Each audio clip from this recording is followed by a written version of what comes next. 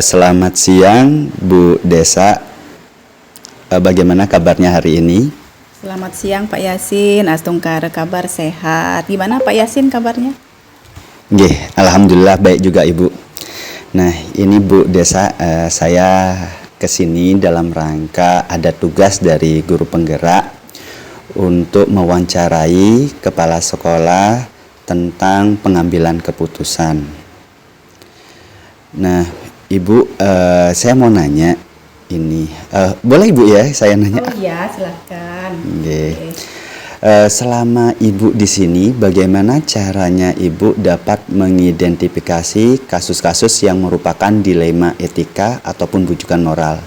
Nah, di modul yang saya pelajari ini ada tentang dilema etika antara keputusan benar dan benar atau benar lawan benar, dan juga ada bujukan moral yaitu benar lawan salah. Bagaimana Ibu ya cara mengidentifikasinya? Kalau pengalaman saya ya Pak Yasin ya di sekolah, sesuai dengan apa yang Pak Yasin sampaikan, dilema etika ya itu kan berhubungan dengan pengambilan keputusan benar vs benar gitu ya. Yang baru-baru ini aja mungkin ya yang saya sampaikan terkait dengan kenaikan kelas. Jadi caranya mengidentifikasi ya saya kenali dulu permasalahannya.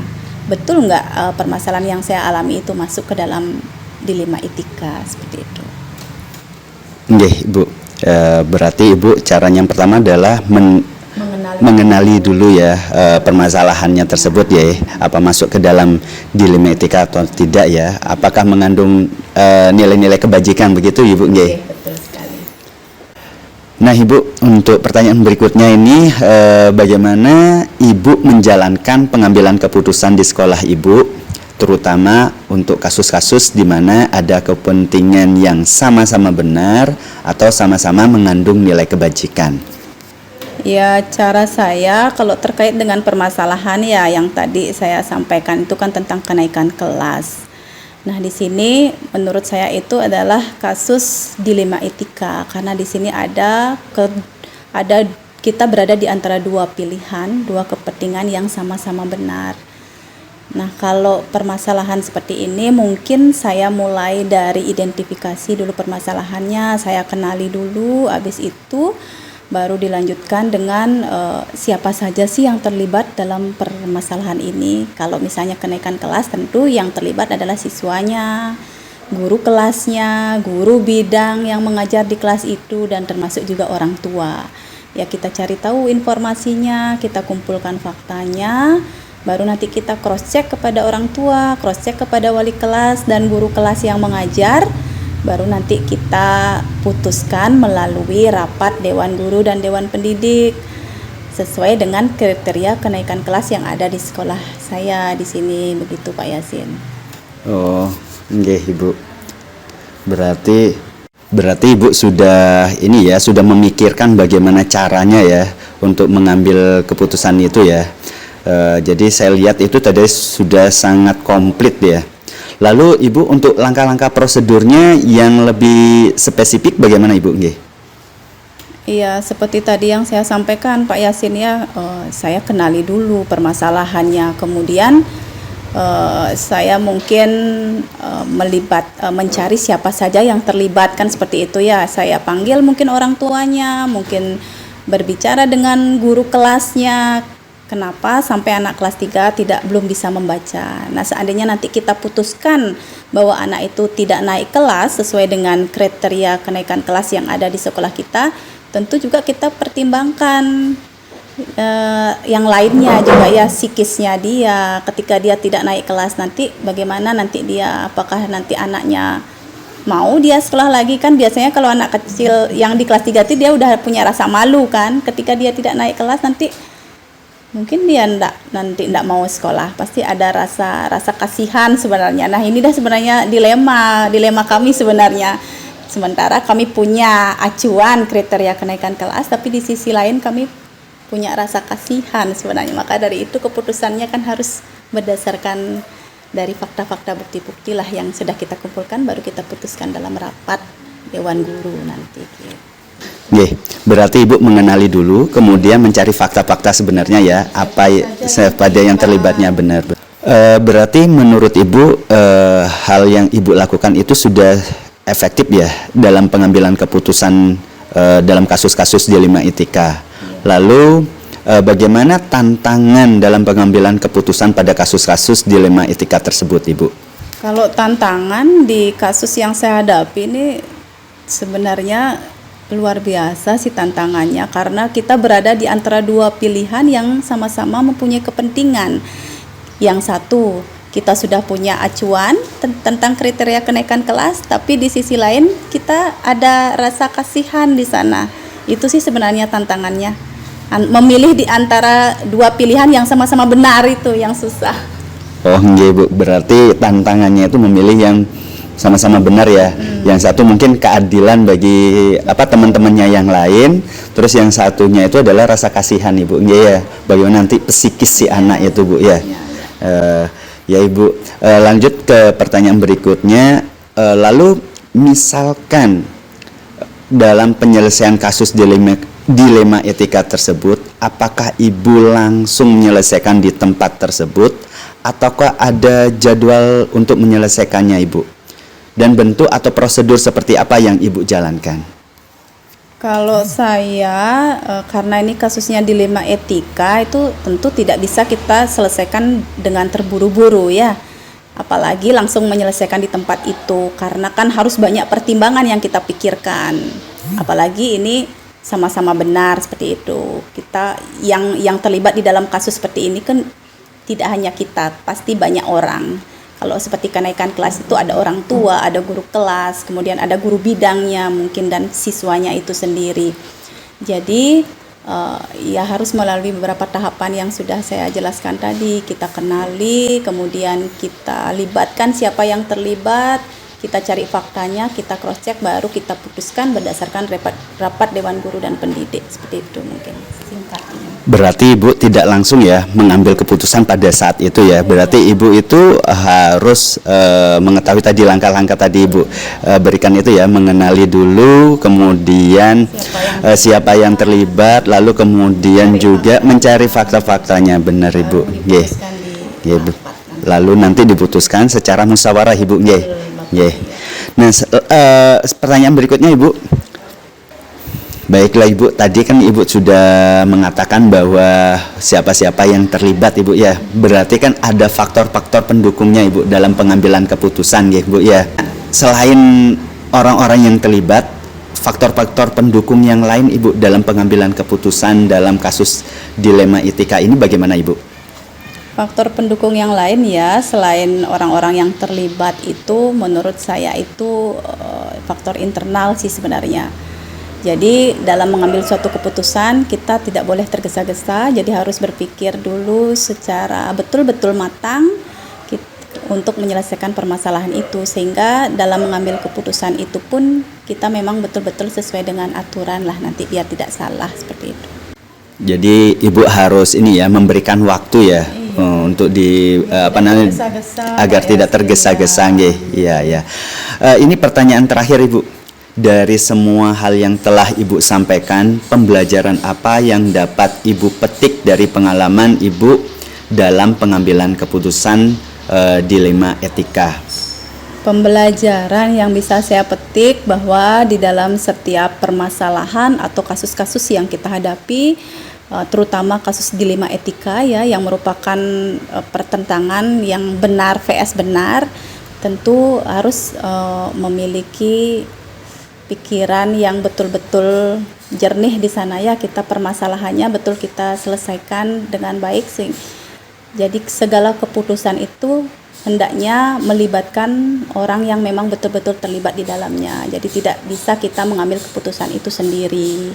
Nah, selain itu juga ketika sudah kita melalui beberapa tahapan, mungkin seperti kasus yang saya hadapi yang terkait dengan kenaikan kelas, kita kenali dulu, kemudian kita cari tahu siapa yang terlibat, kemudian kita cari tahu fakta-faktanya, kita cross check fakta-faktanya, kemudian kita putuskan di dalam rapat Dewan Guru, Setelah itu baru kita putuskan, dan ketika nanti kita sudah terbiasa menyelesaikan permasalahan dilema etika ini, ketika nanti dihadapkan dengan persoalan yang baru, ini bisa kita sebagai acuan lah nanti penyelesaian kasus-kasus berikutnya.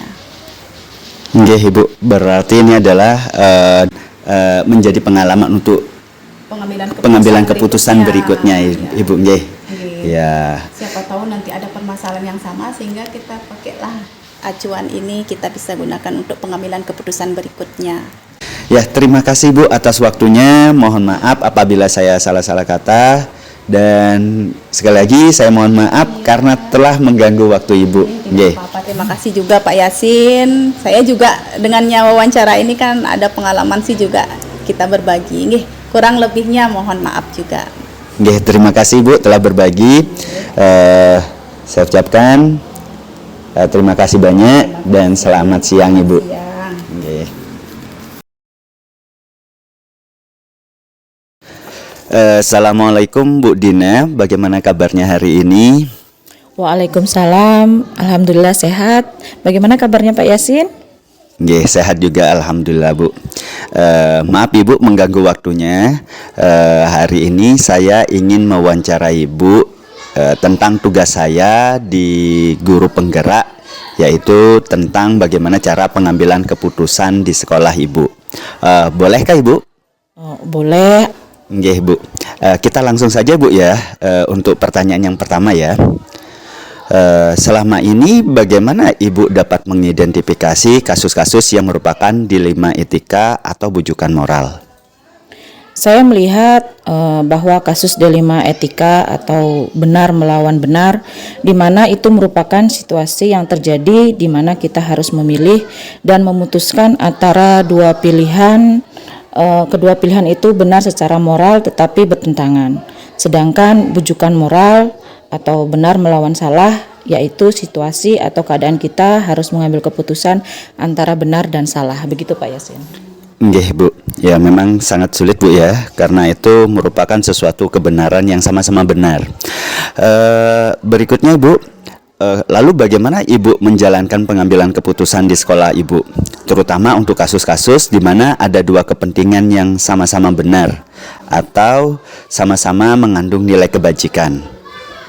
Sebelum saya mengambil keputusan dalam kasus dilema etika, saya itu biasanya terlebih dahulu melakukan pengumpulan fakta yang terjadi, siapa-siapa saja yang terlibat, menganalisis benar salahnya, membuat alternatif solusi, membuat keputusan, dan lihat lagi keputusan atau direfleksi kembali. Begitu Pak Yasin. Nggih, berarti yang paling utama itu mengumpulkan fakta-fakta ya Ibu ya. Lalu bagaimana kalau langkah-langkah prosedur seperti apa yang biasa Ibu lakukan selama ini? Biasanya saya melakukan beberapa langkah seperti mengumpulkan fakta yang terjadi, menentukan siapa saja yang terlibat, menganalisis benar salahnya, membuat alternatif solusi, membuat keputusan, dan lihat kembali keputusan atau direfleksi. Nggih Bu. Nah, kemudian ini ada pertanyaan berikutnya Bu. Hal-hal apa saja yang selama ini Ibu anggap efektif dalam pengambilan keputusan pada kasus-kasus dilema etika? Hal-hal yang efektif dalam mengambil keputusan kasus-kasus dilema etika adalah dengan menelaah siapa-siapa yang terlibat, sifat yang urgent atau mendesak dan tidaknya kasus dilema etika tersebut, dan pengambilan alternatif solusi. Nah, terus kemudian untuk tantangan dalam pengambilan keputusan pada kasus-kasus ini bagaimana Ibu? Tantangan dalam pengambil keputusan kasus dilema etika ini adalah masalah tersebut mempunyai nilai yang sama-sama penting, tetapi harus ada yang didahulukan Pak Yasin. Juga adanya orang-orang atasan langsung yang terlibat, serta adanya peraturan-peraturan yang harus dipenuhi, dan kita lihat tak kalah penting ada nilai-nilai rasa yang harus diutamakan. Begitu. Oh, nggih Ibu. Nah, ini ada pertanyaan lagi ini Bu. Apakah Ibu menyelesaikan kasus itu langsung dalam tempat itu, ataukah ada jadwal tersendiri Bu Lalu bentuk dan prosedurnya seperti apa yang Ibu jalankan? Kalau saya dalam pengambilan keputusan di dilema etika, biasanya saya tidak mempunyai jadwal khusus ya, tetapi ada tata kelola dengan menganalisis, mempertimbangkan, dan musyawarah kasus dilema etika yang baik secara formal maupun non formal. Begitu. Nggih, Ibu. Jadi tidak ada jadwal terkhusus, Bu ya. Nggih. Lalu selain itu, apakah ada faktor-faktor yang selama ini mempermudah atau membantu Ibu dalam pengambilan keputusan dalam kasus dilema etika ini? Tentu saja Pak Yasin.